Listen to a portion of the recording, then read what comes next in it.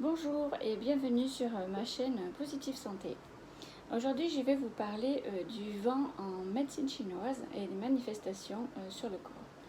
J'ai remarqué plusieurs personnes qui viennent me consulter et qui ont des manifestations qui sont vraiment typiques d'un vent en médecine chinoise. Donc c'est ce que je vais vous expliquer aujourd'hui, savoir comment ça fonctionne. Déjà, le vent fait partie des 5 éléments que l'on peut avoir dans cette médecine, qui est bois, feu, terre, métal, eau, qui correspond aux saisons. Vous allez me dire, oui, mais nous, on n'a que 4 saisons, sauf qu'en Chine, ils en ont 5.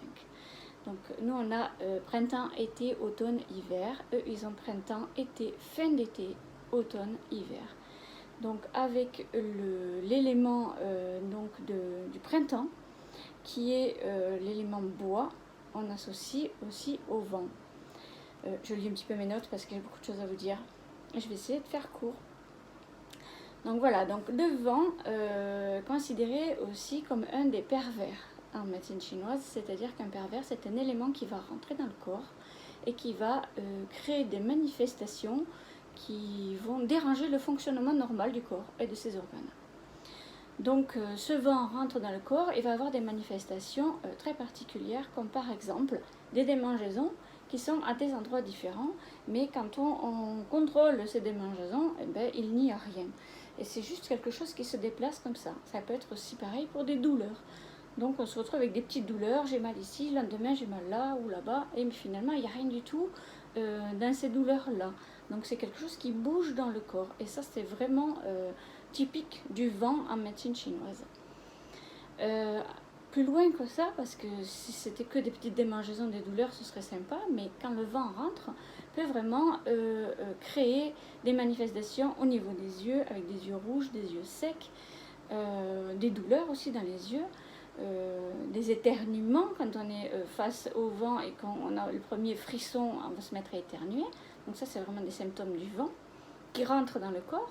On peut se retrouver aussi avec des céphalées. Alors les céphalées, ça va prendre une partie de la tête et non pas la moitié, qui est la migraine, la moitié. Céphalées, ça va être plutôt frontal, les tempes, les yeux, rebord occipital, parce qu'en plus au niveau de la nuque, il y a des points dits vent en médecine chinoise, donc des points d'entrée en fait pour le vent et qui vont créer des douleurs occipitales et des douleurs aussi des raideurs de la nuque, torticolis. De l'hypertension aussi, et même de l'instabilité mentale, comme s'il y avait du vent qui vient souffler dans votre mental et qui va créer de l'instabilité, des vertiges. Donc c'est déjà pas mal au niveau des manifestations, juste du vent, et du vent du printemps, du foie en fait. Il peut y avoir du vent aussi n'importe quand dans l'année et vous allez retrouver ces mêmes symptômes. Donc le vent peut rentrer par des points d'entrée qui sont bien localisés ou par des sensibilités que vous avez. Sachant aussi en médecine chinoise que c'est toujours lié à des émotions en fait. Et le méridien, l'élément foie, le méridien c'est un canal dans lequel circule le qi en médecine chinoise. C'est toujours lié à des organes. Donc là, le méridien foie couplé à la vésicule biliaire, ensemble sont vraiment donc dans la saison bois, printemps et vent, sont liées à les émotions de la colère, la frustration, les humeurs, les changements d'humeur en fait. Donc les personnes qui sont sensibles au vent par exemple vont avoir des sautes d'humeur. Et on le sait très bien que quand il y a beaucoup de vent, ben, on est d'humeur plus irritable. Ça veut dire que c'est vraiment aller bousculer notre méridien, notre fonctionnement en fait du foie en médecine chinoise. C'est un mouvement qui est yang, donc ça va concerner beaucoup le haut du corps, parce que le yang, il monte. Je ferai des vidéos sur le yin et le yang. Je vais expliquer par petites vidéos toutes ces précisions. Il est couplé à la vésicule biliaire. C'est intéressant parce que bon, les organes et les méridiens vont toujours par deux. Et le foie et la vésicule biliaire vont ensemble parce qu'ils sont en relation entre l'intérieur et l'extérieur. Et là c'est intéressant parce que le vent c'est un pervers qui vient de l'extérieur, qui va venir troubler en fait le fonctionnement, et le lien entre l'intérieur et l'extérieur va avoir des manifestations très spécifiques. C'est aussi ce sont des pathologies qui vont aller de la surface, donc au départ on va avoir des manifestations de surface et qui vont rentrer dans le corps, comme toutes les manifestations quand elles vont rentrer, elles vont créer des problèmes au niveau du fonctionnement des organes et des manifestations plus importantes, maladies.